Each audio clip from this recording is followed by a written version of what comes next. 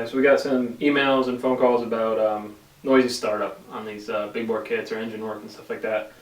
We might have a solution for you if it's a problem or not.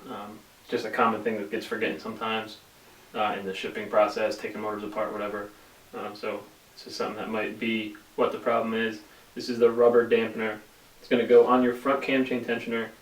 What this thing does is it holds your tension on your front cam chain and your oil pressure in there, so the lifters will stay pumped up and the tensioner will stay pumped up, so it won't have slack and the lifters will be at the proper clearance on first startup.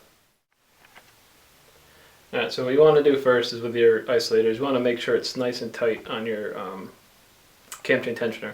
That way it's doing its job. If it's not tight, this will go wherever it has to go and it won't even serve a purpose. So first thing to do is make sure it's got a nice tight fit, doesn't slide off easily.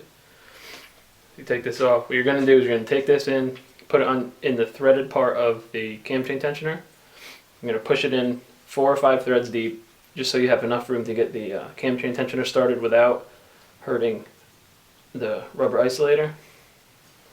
Just take your cam chain tensioner, slide it in there, thread it in, and tighten it up like normal.